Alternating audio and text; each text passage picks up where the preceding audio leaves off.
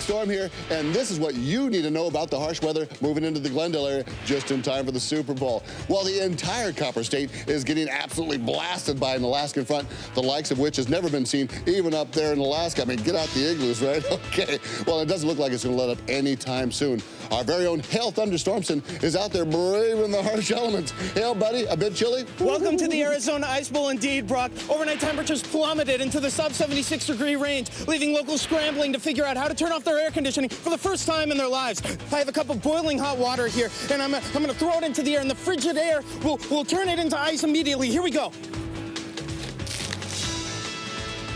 According to my weatherman booked in college, that should have looked a lot cooler. It should have frozen, but it didn't. It just hit the ground. But back to you in the studio. Stay warm, Brock.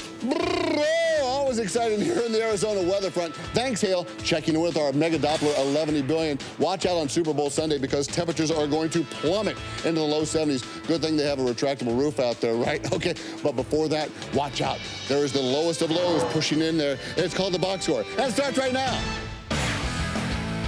I don't know a lot about sports, but I can drink a lot of beer. My motto is simple. C's get degrees. Need a long, inappropriate hug? I'm your man. I think I'm smarter than you. Because I probably am. Power College for box score. Hello and welcome to the box score. I'm Brock alongside the beautiful Dannettes. Let's get right to it. Fritzy, it seemed like early on all guns were pointing towards you, and it was an absolute firing squad. Did you piss the guys off last night, or is this just a normal Wednesday? It's pretty much a normal Wednesday. I don't recall anything I did to, rev anybody up or have any kind of negative nastiness my way. So I'm going to just chalk it up to a regular middle of the week thing. And I didn't get that much abuse earlier in the week, so I was due for some shocks. We've had a lot of interesting stuff out there. I-Team learned that Fritzy, he went back and chilled in his hotel. He's got a long week. He's really busy. But he chose not to have dinner last night and just stayed in. I mean, I was worried about him. Passing on a meal? I've never seen that. I had a banana and like some Gatorade, and I was watching. Questionable stuff? Not questionable stuff. I'm trying to remember. Oh, Veronica Mars. I hadn't seen that movie. And I like the Kristen Bell. I think she's cute. So I ended up getting caught up in that. Next thing I know, it's like 9:30, and I'm like, I don't want to start going out and getting food. And I was kind of hungry, but I'm like, you know what? I got plenty of weight to lose. I could skip a meal. And these guys went out with friends and cousins, and McLovin went out with Dan, and I was, last man standing, or lying, if you will. I'm sure, in the prone. Well, another man that wanted to be in the prone today was Paulie, as you were talking a little smack to Panthers linebacker Luke Kuechly, and he came through and delivered a hit on you, right? He sure did. Seton did a little nice producing, saying Luke Weekly, which was a nice line. When I went and saw him, he was, Brock, he looks smaller than you. He doesn't look like that imposing of a guy. Well, to be fair. Yeah. Well, Brock's a big guy. Sorry, buddy. But, I went up to him, and he's very nice, so I was wondering, is he going to be nice out there? And that's no fun if they're nice out there. Well, here it is. Paulie getting his ass kicked by Luke Kuechly. Okay. Blue 85! Got the cadence and everything. Blue 85! Omaha! Omaha! Oh, God, Set! Ha He's ready to go.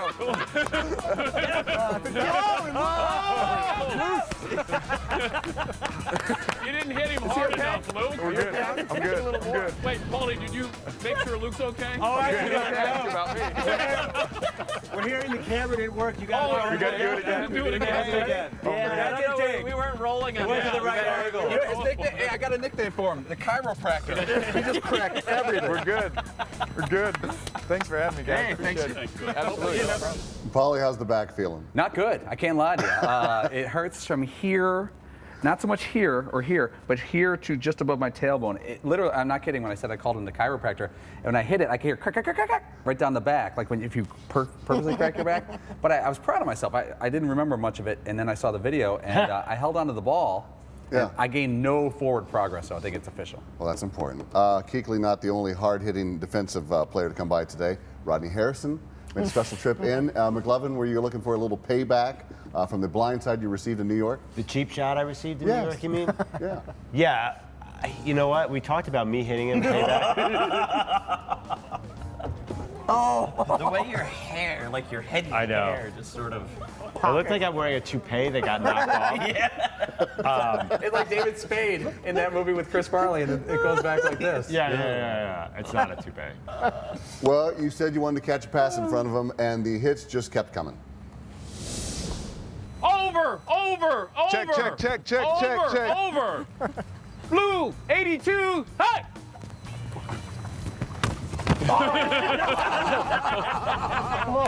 And that's Cam Chancellor, baby. All right, you throw to him. Okay. Okay. All right. Oh, good. That was a nice little hit there. That's.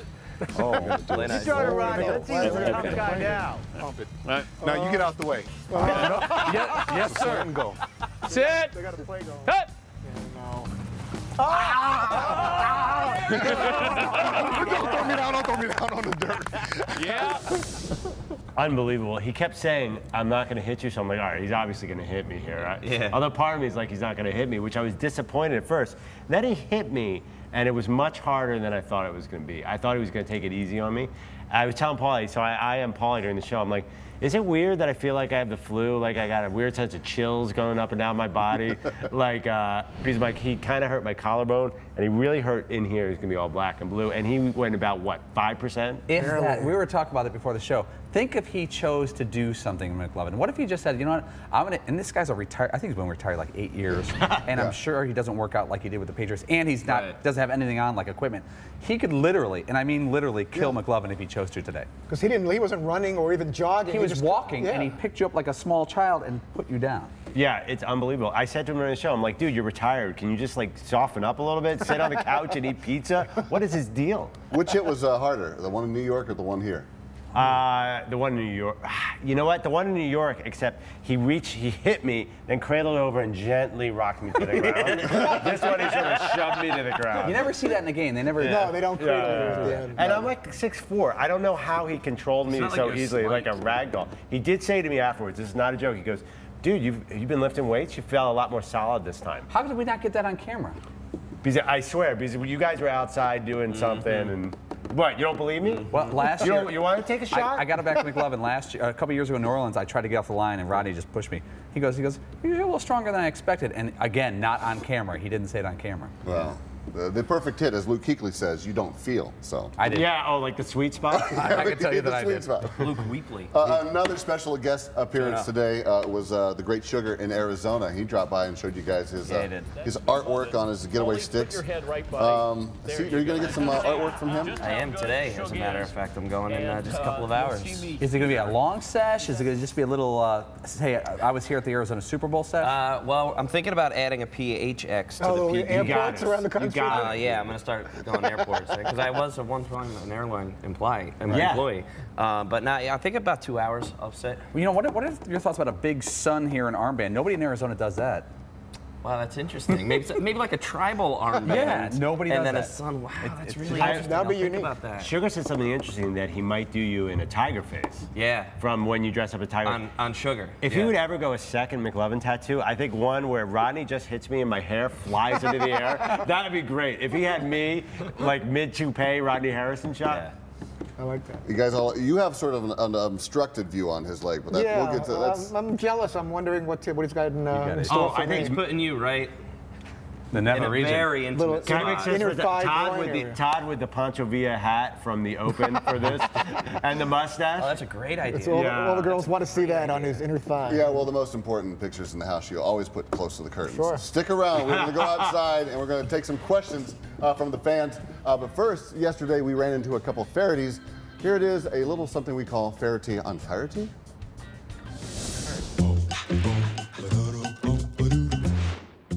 Hello, I'm David Feherty, and I'm here with this handsome gentleman. Let me ask you a question. Who looks older? David Feherty standing next to Ricky Fowler or Dan Patrick in skinny jeans? Oh, does Dan Patrick in the skinny jeans, no question. He's like a boy band or something going on in there. Well, it's like an old boy band. I just want to apologize because I'm sweating in here, and we are in a church, so you know the saying, right? Well, no, I'd be sweating too if I was wearing that ridiculous rug. Well, all it needs is a chin strap. Maybe I'll put a helmet on that. Which man was that color? That's more Freddie Couples, you know, it's got mine's just black and white. Just for men? No, I haven't gone there. That's a life sentence. Yeah, no, but it started to migrate south. You know, the gray hairs when they start heading, you know, towards. Well, so you're saying the curtain matches the carpet matches the drapes? The color matches the cuffs. Oh, of course. Oh, yes. We are haberdashers. Well, this has been a delight.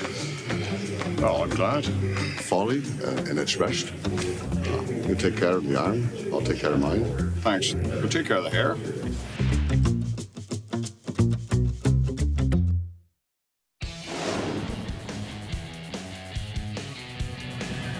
Welcome back to the box score. We are outside the Dan Patrick Saloon, just across the street from the University of Phoenix Stadium, where the Sand Turkeys play, I believe, right? Sure. Yeah, those guys. Here we go. We're going to get some questions from Dan Nation. Please, sir, your name and question.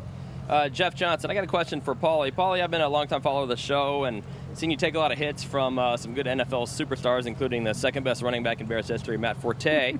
But my question is, have you ever really been seriously hurt by any of these hits? It hurts for like in the next hour or two, or maybe the next day. When Matt Forte hit me last year, my head was legitimately ringing for about an hour, and I got a really bad headache. Today, my back hurts pretty good. The one that stuck with me, Michael Strahan, if you watch the very end of that video, he starts jumping on me, and his knee went right in my ribs, and it hurt for about 6 weeks. All right, just show the sign here, buddy. Who wants to watch me climb a rope? All right, what's your name and what's your question? My name is Matthew Smith. My question is, how hard was it for you guys to go from behind the scenes, like when you started the Dan Patrick Show, to become your guys' own brand? I can answer that. For me, it was nothing, because I was born to be on TV, which is obvious. But the other guys who don't have the good looks to rely on, I don't know, you guys can maybe answer that differently. About that. You shouldn't lie to children. Just natural born talent. No, I thought it was definitely weird at first. You know, you have your cameras in your face and you're, you're definitely cognizant of it, even though you're trying to ignore it. Then after a relatively short period of time, I think we all got surprisingly comfortable with it. It didn't take too long because we just kind of did our thing and were able to pretend that they weren't After a there. certain point, you just kind of like, all right, I'm gonna have to have you develop the ability to laugh at yourself, because if you can't, then you're kind of done. Because everybody else is gonna laugh at you. Right. So you have to be willing to just make a total fool out of yourself and be like, that's okay. It's not really a big deal. It's just fun. You know. That was the adjustment. I'm like, yeah, it's okay. Very nice. What's your name and what's your question? I'm Zach Pasco, and my question is, what was the best part of working with Ron Burgundy? Man, what a legend. The whole thing, it may have been the best day I've ever had professionally. We've done a lot of cool stuff, but for him to come in studio for 2 hours in character, I still look back at it and it feels like a dream that didn't really happen. Because you can't imagine him in Little Milford, Connecticut. People were asking me that story last night. What was it like that day? And he left and he jumped on the truck and ran out of there. Yeah, Will Ferrell is the coolest dude, and there we go. I'm glad I actually asked for a DVD of that, and I have it in like a lockbox. He knew stuff about the show. He knew everything. Like he knew like details, like, hey, like, were you really mad at McLovin that time or something? Like he knew like things that like you have to watch the show on a regular basis. And I was shocked by that. And he was producing the segment beforehand. He called us over to the side. Here's what I'm going to do. I'm going to pretend, that I'm outside and I'm lost, and you gave me bad directions, and I'm holding donuts and liquor, and I can't find you guys. And then I'll come in, and he's really like setting up and blocking the whole staging of when he first came out, beyond everything he did when the actual segment. He's a total showman. I gave him a little thing of apple juice, and it looks like whiskey in a tumbler. He goes, and he said it in character. He goes, oh, keep it coming. Oh, scotch, scotch, scotch. Yeah. But he goes, no, literally, keep it coming, keep it coming. And every break, you pour a little more, and you just keep tanking it down. You guys are killing the bit here, though. That was really Ron Burgundy. Let's not pull back the curtain there. All right, what's your name and what's your question? Lee Pasco. When you guys are on location, maybe out having a couple cocktails, which Dannette is the last one to call their spouse at the end of the evening? Great question. Great question. I'm going to say me. Seton is a pro. He'll go early to get it, because you got to make sure, let's say you go out to a long dinner, you got to call right before. You can't be rude to your fellow dinner guests. I try to go early and sometimes forget. Fritzy goes early and often. McLovin is a little more sneaky and stealth, I'm not sure. I try to check in as often as possible too with my wife, because what'll happen is I'll stay out too late, I'll get home and just fall right asleep, and then I'm like, oh man, I should have called. And if we're in a place where it's 80 degrees and sunny like this, and they're in a place where it's 20 degrees and there's like a foot or more of snow, the least we could do is check in and say, hi, how you doing, how the kids doing? And it's really not that nice here, actually. Yeah, we don't get to see awful anything. rainstorm. Terrible. Food is really bad. The humidity, the lack of humidity. We got one more question. One more question. Haas from Phoenix, 6'2½", 212. Ding. This is for Seton. Seton, approximately how many brews have you consumed since being in Phoenix this week? Oh dear, that's a heck of a question. Quickly, we're up against a heartbreak. Somewhere in the 75 region. No. No, it's not nearly that. All right, stick around. After this, the guys are going to channel your inner gunslinger from my cold, Nerf-filled hand.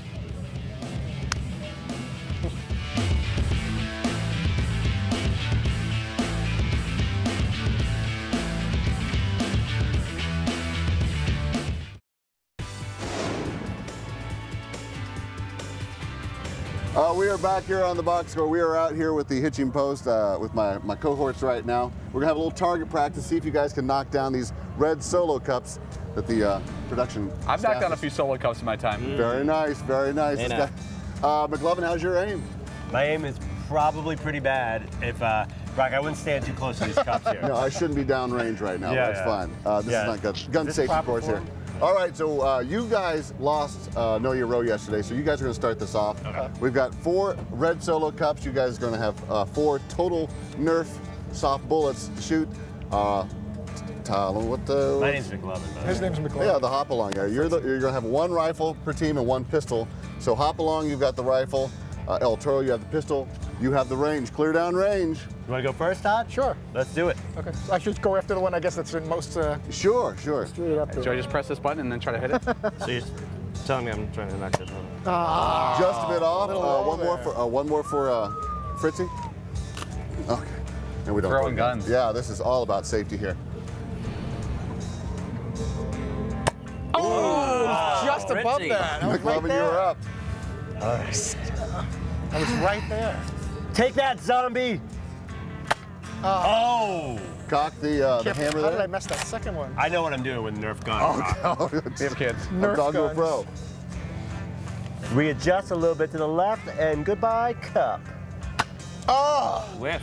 Ooh, came close. nothing goes down this Yeah. round. 0 for 4. I don't know if the other guys can outdo you because Seaton, you were having a little trouble with your pistol over the weekend. That's what she said. Hey. What? Hey. They had 2 guns that had some blanks, and they wanted a shot of people coming out and sort of shooting, and they decided that I should be that guy. And then somehow, maybe I'm being typecast, but they were like, hey, you should do it and act like you were drunk coming out of the bar and shooting guns, which, you know, We need to find out I guess how we get that's some water sort of over me. the horses. So Seaton's doing this gun stunt. And he goes boom, boom. And he goes, this isn't working. He's like pointing it at everyone on the set. This isn't working at all. The one gun was bad. It just wasn't firing, so it was kind of like, I felt a little bit like Charlie Brown and Lucy was holding the football, that they were like, here you go, it's good now, and then you come out and you're like, woohoo! And it didn't work. I'm not at all comfortable with guns whatsoever. I don't like them at all. Okay, we were back here, Seaton. I know you don't like guns, but I don't. these are classified as toys. Are you ready to give shooting another shot? Yeah, here? I'll give it a shot. Okay, here we go. The range is yours, sir. Old school. Gangster style. Whoa, look out. One sailed on me a little One bit. more for That's a Seaton long there. one. All right. Oh, you're, All right, this one I'm going to be serious. Ready? yeah, you're shaking like a dog passed. There we go. What? Dear God. Paulie, you're up. I don't think I can top that. Oh, boy, it was right He's there. right there. Locked in. Lined up. Locked in. Oh! All right. Fantastic. Fantastic. Well, this is awesome. The guys are deadly shots. Can't hit a red solo cup, but they are hitting the broadside of a barn. Stay with us. We're going to close up shop, and we will conclude all the Faherty and Faherty. There we go. Shoot. Better throw the bullet at him.